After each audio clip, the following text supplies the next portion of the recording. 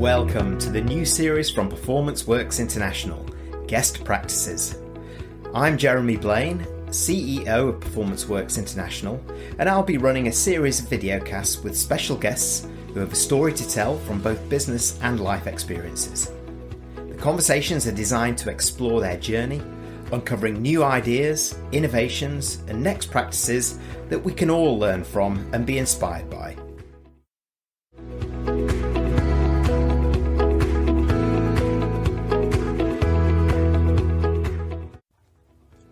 Tanvi Gautam is not just a social media influencer of 6 years.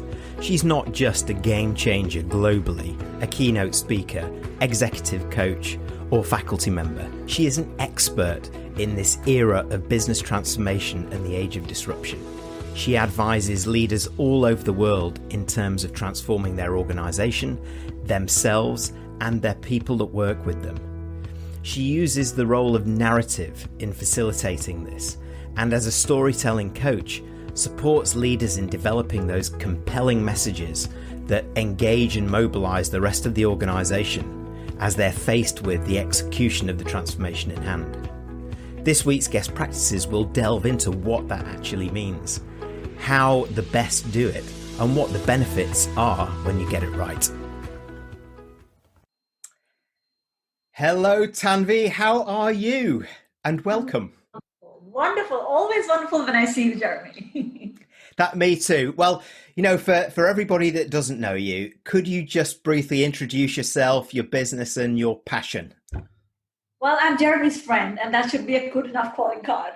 But apart from that, I have my own consulting and training practice, Leadership Inc. And I work with leaders across the globe to help them transition into leading in the age of disruption. So it's prime time for me, Jeremy, with everything that's going on. And I also teach at the university. I am the founder of the Global Women in Leadership program here at Singapore Management University. And I'm a mom to a teenager, which qualifies me uniquely for the world of disruption, and as any parent of teenagers will tell you. Yeah, well, actually, there's not much you don't do by the sounds of it, isn't there? Yes, and I know what you mean about that. In fact, we're both passionate about disruption, business transformation, the so-called future of work, which doesn't really exist anymore, as we know. And we both focus that around through our research and through our operations around what leaders are really doing, because that's what seems to be driving it one way or another. So again, I'm really interested to hear from your point of view and your experience. What are some of the best leaders doing that others are not in this age of disruption? Right. Wow. That's where do I even begin? I think that leaders, it's, as I like to tell people, that we've attended so many seminars on leading in the age of disruption and transformation and all of that. But now is the real opportunity, the real test of did we ever learn anything? And I like to tell my clients, the crisis is the curriculum. So, make the most of it, because the competencies you need right now are going to set you up for, many, many years into the future. I think one of the things that teams and leaders that are doing better than others right now, if you were comparatively, looking at who's making it and who's not, is that I think they're very cognizant of the fact that the way they have approached things like goal setting, the way they have approached, process management, the way they have approached laying plans for the future has all got to shift. Right. So in the past, you may have set a goal and you said, okay, I'm going to, go for it. And then you tried your best. And if you reached it, you said, hey, I'm a success. And if you didn't, you said, well, I'm a failure. Now, the trouble in the current landscape is that the goalpost is shifting continuously. Every morning we can wake up to a completely new landscape. So the leaders and teams that are doing well, they are focused on the goalpost, yes. But more importantly, they are focused on the process. And how they are doing and faring on the process bits is as important, if not more important, than having reached the goal, right? And somewhere the process is more in your control than the outcome at the moment. And that's been a very pivotal shift they've had to make, because up until now, it was all about, did you reach a goal or did you not? And suddenly you realize that it's not quite as simple as that. So I think that has been a recalibration. The other one that I notice is, the whole people orientation conversation. I mean, you and I, if we got $1 for every time people said people are our biggest competitive advantage, we would have retired by now. But I think now is a real opportunity, and I'm seeing the leaders who are doing this, the ones who are actually looking at their teams and being a humanistic leader first, where they're actually aware that some of the people, even though they're working from home or living from work, whichever way you want to call it, are doing it under some exceptionally difficult circumstances. And, they keep saying we're all in the same storm. Yeah, we are in the same storm, but we are in different boats. And the leaders that are cognizant of the fact that we are all in different boats are faring much better. They have the team supporting them more, the team stepping up more. In the business school, we refer to these kind of behaviors as citizenship behaviors, right? You're going above and beyond, because this is the time when you do need to go above and beyond. And I find that where the leaders are being inclusive in their leadership approach, where they're recognizing that the ground conditions vary dramatically between where they are sitting and where others are sitting, and they're being very responsive to the needs of the people, are the teams that are doing better. Some massively important points in all of that, and just pick up a couple of them. That success or failure almost now being trumped by trial and error, and version 1, version 2, version 3, as you're going through new processes, really is the engine of transformation, isn't it? I mean, they have to experiment a little bit more, and it's those brave and courageous leaders that are doing it. But to your point, one of the most important things is that more human-centered leadership. Doing a piece of research on that now, just got some of the initial data back. And to the people, because we asked managers and the rest of the organization as well as leaders, empathy-driven leadership is their number one need right now out of the top 10. But for leaders, that's way down at number 7. So there's a real mismatch at the moment. Some leaders, as you say, those ones that are making the best progress, it's way up at the top of the list. Absolutely. I'm very curious. What did your research say, Jeremy? What's on top for the leaders? What's the what, sorry? What's on top for the leaders? If it's not empathy, if empathy is number 7, then what's number 1 for them? Well, it depends if it's hard or soft skills, but on the top for leaders is empowerment and personality. So the top human-centered skills to engage people and customers, we need to empower our people more, which I thoroughly agree with, and our personality needs to come out more, and that's linked to communication. Whereas for the people, it was empathy, empowerment was up there as well, and relationship building as the top 3. What do you think of that? I would say, I understand where they're coming from, right? My question to those leaders would be, can you truly empower your people without being empathetic first? Because if you don't have that sense of empathy, it's not just about, okay, go here, now you have greater, ambit for your decision making, etc. It's also sometimes understanding that people may not be equipped to make the decisions. People may not want to make the decisions. People may be scared to make the decisions. And that requires a level of empathy beyond, okay, I'm giving you a greater, circle of influence or whatever. So it kind of goes hand in hand, to me at least. Yeah, and it's so much linked to the climate that they're creating with the organization and the need to shift culture, that sort of cultural shift that everybody's going in the right direction. So much of it is mindset first, as we talked about, but then it's how people are engaged and mobilized.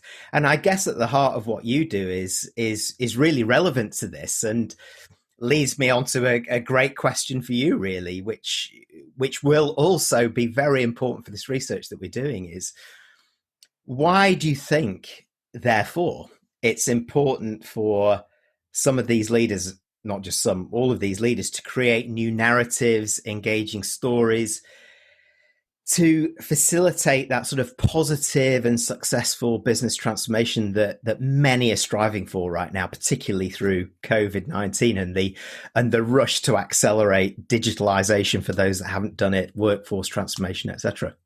Right. So I'm just going to build on what we were talking about, right? What happens if you empower without empathy?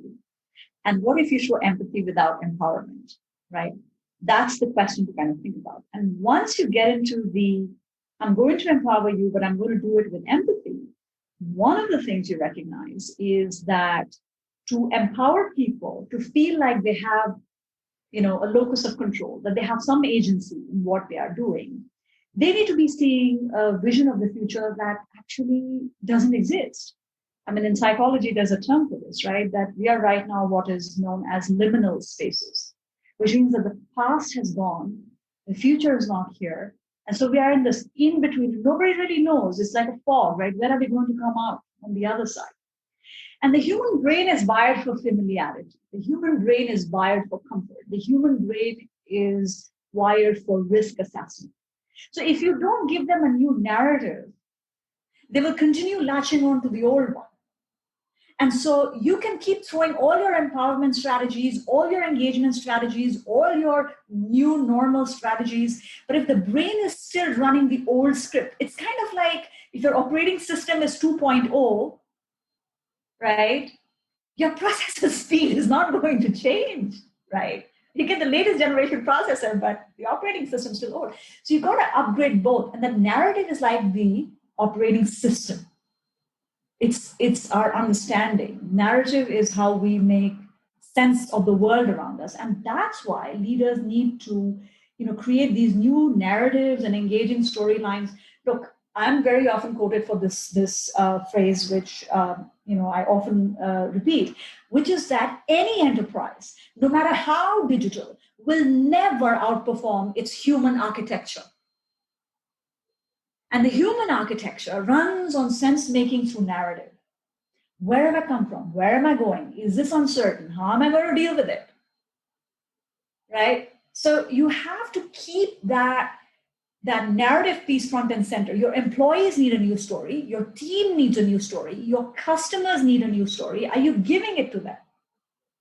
Because in the absence of you giving it to them, they will create their own, and those will be based off the old operating system, and then you will have what is known as process lag. It'll be one step forward and two steps back. So crafting that new narrative is very, very important right now. And it's also at the heart, really, of creating that new culture which drives it forward. But I love some of the things coming out of there, that the new normal, and I'm going to refer to a couple of things that you said. The new normal requires a new narrative, looking back rather than looking forward. And this is what I'm finding right now as well. A lot of people post-pandemic, during pandemic, saying, oh, I can't wait to go back to ... whatever that is. I'm saying, no. Start looking, what are the possibilities? You've got the opportunity. You've had this opportunity. You've started doing things differently. You've started experimentation. Why not continue with that? A narrative as the new operating system for this. I couldn't agree more. I think that's a beautiful way of putting it, because you're so right. The human architecture in terms of sense making is absolutely at the heart of narrative. So, this is not a natural. I would say that this is, you and I both have experienced this. It's not a natural trait, stroke skill, stroke behavior in some ways of leaders to be able to naturally do this, create the new narratives, bring people in, going through that journey with stories that kind of help them through that journey as they're going through. So what can those leaders, and what can many leaders really at the moment do to, if you like, unlearn the old, relearn version 2.0, 3.0, what that is, their own approach to creating these narratives that then help their organization, that mobilize them, engage them? What do they need to stop doing, start doing, continue doing? So I think one of the first step in all of this is to uncover the existing narrative. I think that's a mistake I see leaders making all the time. They're in the rush for the new normal. They're in the rush to establish that. It's not going to happen till you have addressed the old narrative. So I was working with one of my technology clients. It's a massive name in the space of CRM and all of that, and they're positioning themselves as this purpose driven, and we are there for our clients and all that. And I was talking to the chief marketing officer, and I said, I understand how you're trying to position yourself as purpose driven and there for your people and customers and all of that. But truly be honest, when the customer or client looks at you, what's the story in their head? And the story in their head is you're too expensive, you're too clunky, you're too complex. Till you can create storylines that dislodge the old narrative, it's like throwing spaghetti at the wall and seeing what sticks. So the first thing you have to do is do a reality check on where is your customer, where is your employee, where is your team in terms of the old narrative in their head. And people are at different points in the journey. Some people are like, well, it is what it is, we get on with it. And others are still mourning the loss of what was. And they are still grappling with this, drop in cabin pressure, so to speak. So if you're going to start creating new narratives without acknowledging the previous ones, you're not going to go anywhere. So that's step one, uncover the previous narrative. The second step is invite a conversation on what does the inclusive future look like, right? And that has got to be co-created. And leaders are not used to co-creating a vision of the future. They typically tend to create the strategy in the boardroom, they'll come and cascade it out. It doesn't work like that anymore. People have to feel collectively aligned to the future that you are, putting forward to them. And so, co-creating that collective vision of the future. So now you have got the existing narrative. You've created the vision of the future. The third and the final step is, what are the bridging stories you're going to create that will get the team from the existing narrative to the new narrative? And it's not as simple as, here we are, here's a new narrative. Ta-da! No, it doesn't work like that. You have to help them move one step at a time, help them transition to what that new narrative is demanding of them. How are you empowering them in new ways and different ways than how it has been in the past? Tangibly and tactically and strategically, why would life look different? How would life look different?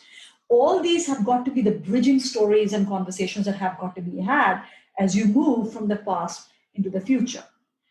The trouble is most people either never uncover the existing narrative or they rush to the new one without creating these bridging stories in between. And you can't, it's another one that I tell them, it doesn't take 9 women for 1 month each to have a baby. It takes 1 woman for 9 months before she gives birth, okay? You can't fast track it. You have to carry your people with you.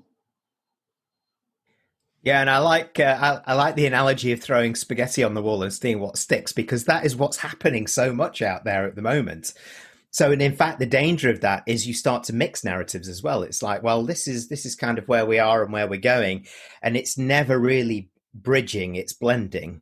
And I agree with you. I think a bridge is really key from the, if you like, the old world to the brave new world. And are we brave enough to cross that river? Really, I think is the key, and making the new narrative understandable, but also shareable and usable for everybody in the organization, for stakeholders externally, be they customers and partners, is a really big part of that. It does take a big shift of mentality. Are there any other companies that are doing that particularly well that you could mention? Well, a lot of my clients are doing very well. I wouldn't say that is just thanks to me. I just think that the leaders who started working on this were actually working on this even pre-pandemic. They are the ones who are they were the first ones to get in, and they'll be the first ones to get out in this recognition of the existence of multiple storylines. So I want to refer to what you were talking about, which is very important. Even within the same organization, people can be at different points in the curve, right? Marketing can be at one point, tech can be at another point, HR can be at another point, legal can be at another point.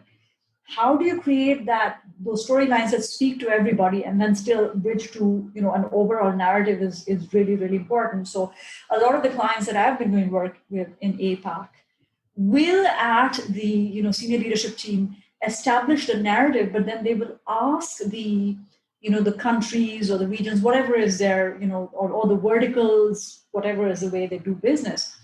They ask them to customize their storylines and link it with the narrative. It's not like, here's a narrative, now go create a story that links with us. It's like, what's your story and what part of it links with the narrative? So it's a top-down and bottom-up approach.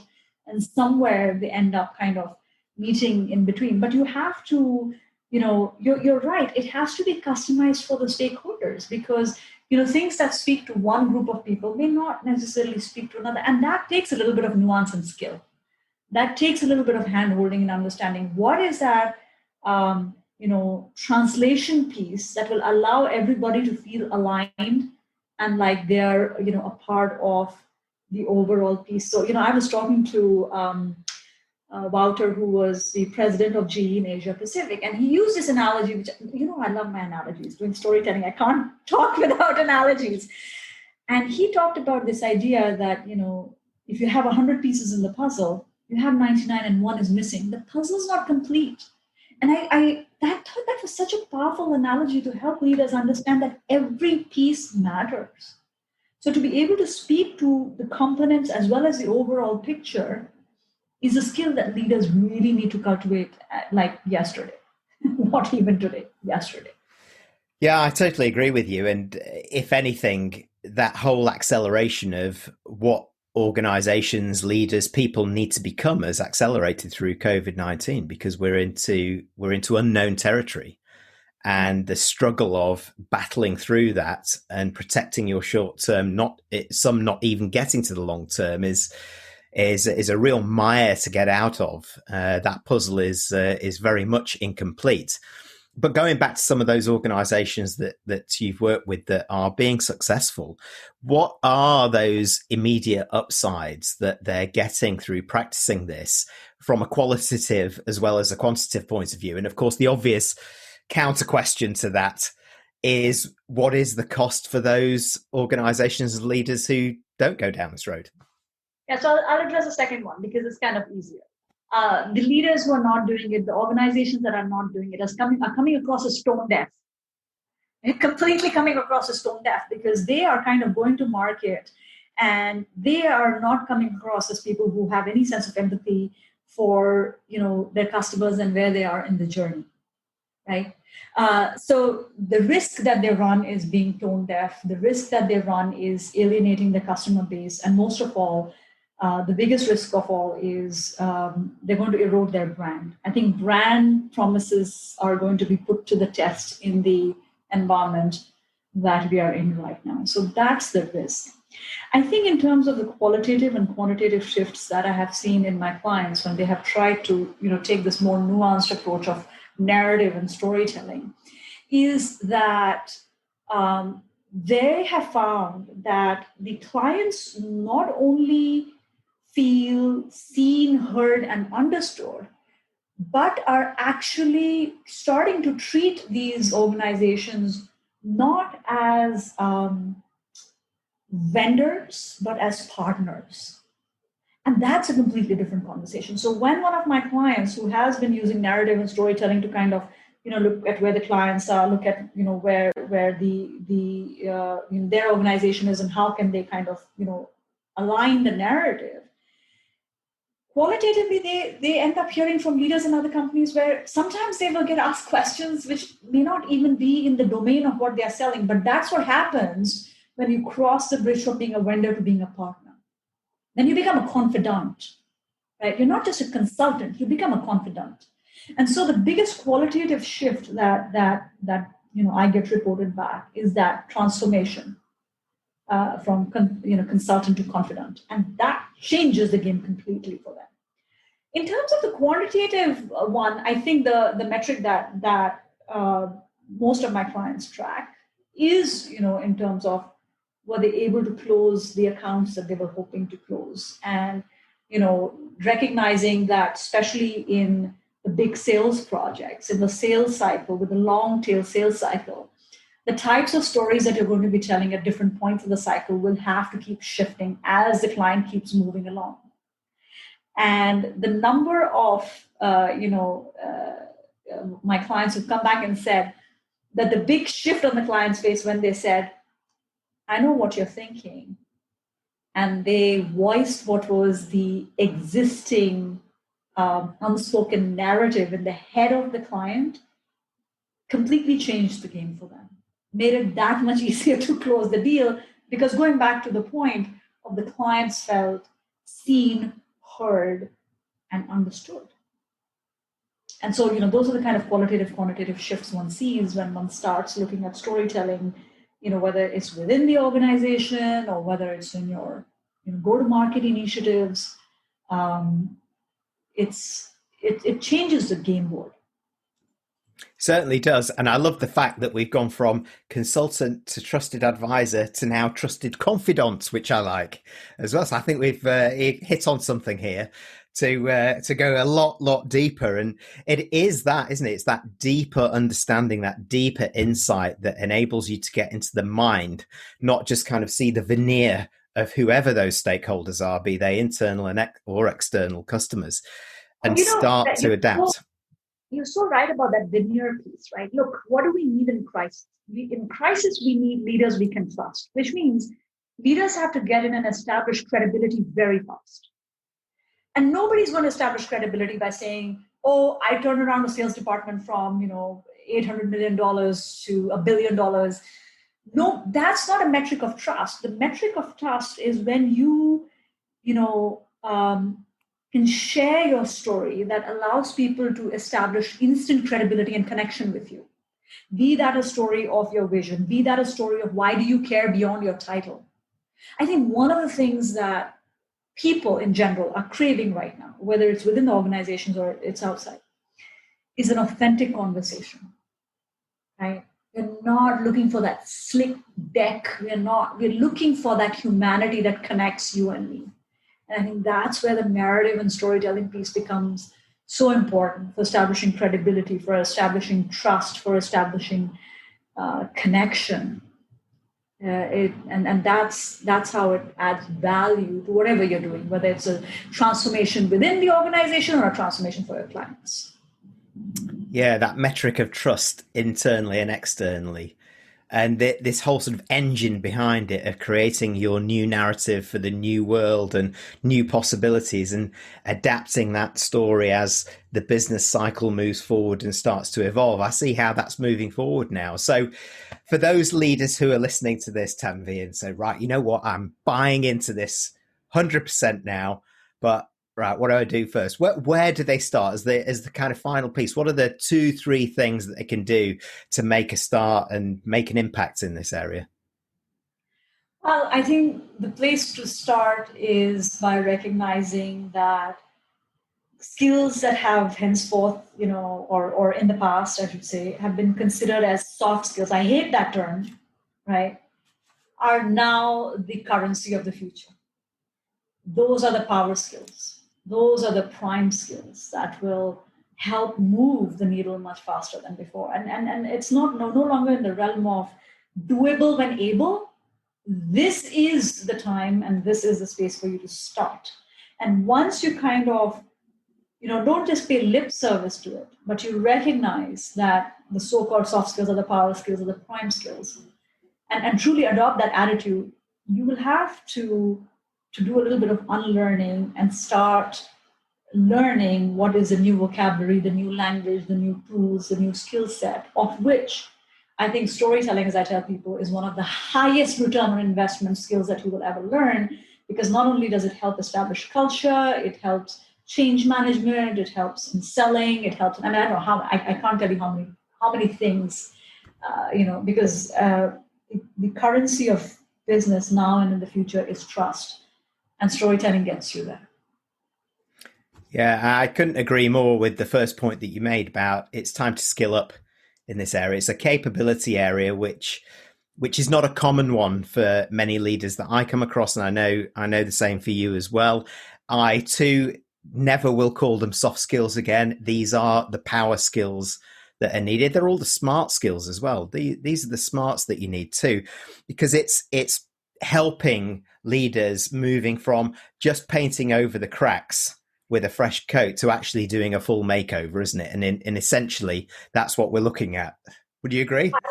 I love that analogy. I'm going to steal it. Don't paint over the cracks. Managed it great. I've learned something, you see, over the course of this conversation. Great. Excellent. Well, look, we've come to the end of our journey, and fascinating it has been, and lots to come out of it. So for those listening, if they'd like to get in touch with you, how do they reach you, Tanvi?